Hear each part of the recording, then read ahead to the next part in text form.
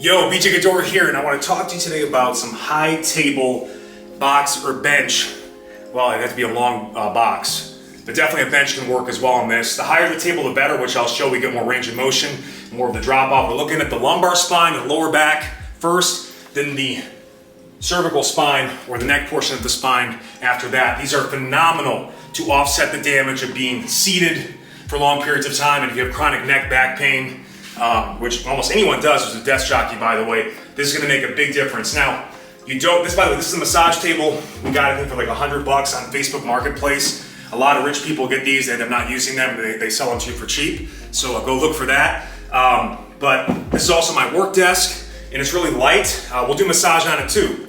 But I can bring this into my living room and do some stretches while watching a game or a movie. So it's really versatile, but particularly for this, it's great. Again, you can use a long bench, you need to be able to lay on it. And I'm actually gonna use either an ab mat, or this is actually a little more aggressive. You can see how much more aggressive in an extension angle. So I'm gonna start with this and work up to this, but I bought this kind of as an accompaniment just to work on getting extension in that lumbar spine. It's actually a gift from my wife, which I gifted to myself over time as she wasn't using it. That's true. So again, ab mat works just fine. You can also just use this. This is gonna be probably for some of you enough extension, but I just wanna show you where we hopefully try to go with this. And this is like the ultimate, I'm a huge fan of inverting upside down, whether it be gravity boots, inversion table. Here's your next best option, particularly impacting your pelvic positioning, right? Lumbar spine, lower back attaches into the pelvis. Your pelvic position will actually change your spinal position. So hangs are great. I love hangs, do them all the time. Great for spinal decompression. It's gonna impact more of the shoulder and upper mid back more than it will the lower back compared to what we're doing right here. So I have it like this, I'm off the edge of the table. I'm gonna slowly, again, this is where both in coming down and coming up, you can risk injury, sure, if you're going too fast or you're not ready for this position. So what I think about doing is kind of like trench crawling with the forearms, kind of like you would in a plank. So kind of set these guys and then slowly kind of walk and work back. Find that curvature and then slowly big inhale into the belly and breathe it out. And it might take you 1 or 2 minutes to just wait out the tension in the hip flexors and just kind of open up that extension moment. Now, one thing I like you to do once you kind of get the good breathing, don't be holding your breath. You should be able to take at least 3 or 5 deep inhales and exhales through the belly, driving the air down low. Once that feels good, start getting active with your glutes. Just squeeze them, turn them on. Almost kind of try to lift the hips off the bench a bit, and that's gonna help create more motion through the hips. I can also tie in a little more added stretch and then the upper body components by coming overhead like this. And again, you wanna get in the habit of just like heating pad, hot shower, hot tub, hot whatever you got, bath, coming over right away in the morning, just hitting this for 5 or 10 minutes. If you have a chronic lower back pain situation, lumbar pine. That's actually a good perfume for people with back pain, lumbar pine. Forest, wintergreen flavors, scent. But just dig in and just work.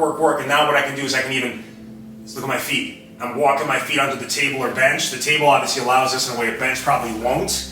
And now I can actually kind of dig in more and really work on just opening up more. I feel a stretch into my quads a bit here. I can play with some leg flexion extensions as well. And I also like to even work in this, trying to drive active hip flexion in this kind of major extension moment. Exhale up, inhale down. I notice this side is much tighter, so I'll even kind of do a pulse or extra reps, sets on this side. Hear that click adjustment. So I can kind of get it open, and then I work on that pattern.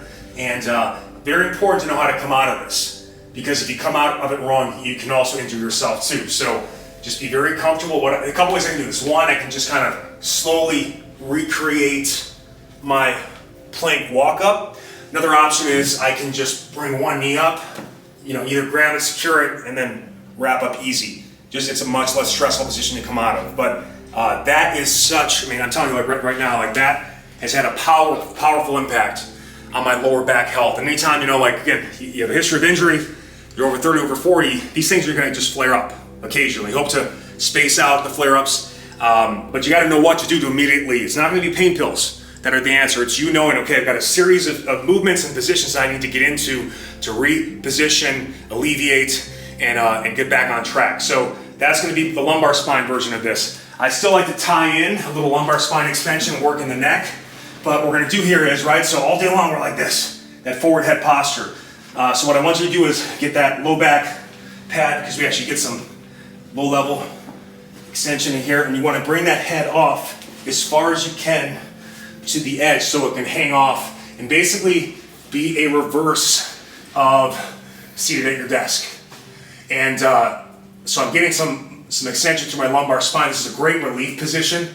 You know, you find yourself really stressed out at work. Just get it. By the way, you can do this on the floor from the lower back standpoint. Just putting it there and kind of creating some extension. And look at my lower back for a second. Come to the side. And what I like to do is, because I've got that extension, I can actually just kind of work on just kind of disassociating each side of the pelvis. So I kind of glide one side forward and the other one hikes up, and just kind of go in and out. I just basically think about kind of moving one heel forward and pulling one heel back, and just kind of mixing up that motion there. Oh, it feels good. You can, and even hip wiggles are great. Just kind of flossing and wiggling that pelvis. By the way, this is going to take your stroke game in the bedroom to the next level. I'm talking, you used to go balls deep, now you're going generationally deep. You're going uterus deep, okay? Really open it up. So sex tips, those are bonus, and I hope to get a tip from that. So here we're working the neck. Now you can just start here if you want to get comfortable with it, and just kind of let the weight of the head traction that spine. And beyond that, we can add some rotations, and then you kind of just keep kind of shimmying up and seeing how low you can get on it. I can also bring in just a nice overhead arm reach and stretch, kind of shimmy to get that, and just, again, like, I know this, there's no way this can have a lot of impact. No, it really can. Your arms at your sides all day, your lats get tight, you lose shoulder mobility. We're getting both that shoulder mobility, improving your flexion of the shoulders, and also that, just getting extension into that neck as it's been flexed all day. All right, and just relaxing, easing out. Again, I can stay active and just keep adding motion to my lumbar spine and pelvis as well. During this active stretch, I also just do deep inhales and exhales. Add some motion that way too. And then we can also tie in just some actual neck work. Exhale up. Inhale down. Again, I can keep shimmying to get the range of motion I want, knowing I'm not going to fall off the back. The point of this was not to break our necks. 5 to 10 of these guys.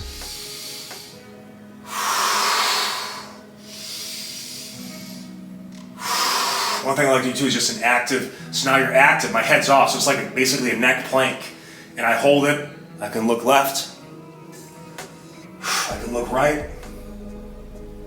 I can kind of go here while being active with it, just some neck strength and isometric mobility, dynamic isometric work. I'm isometrically holding in a position here in line with the spine, but I'm moving side to side or adding rotation to it as well. And by the way, you can tie that into the full neck sequence, where now I'm just working,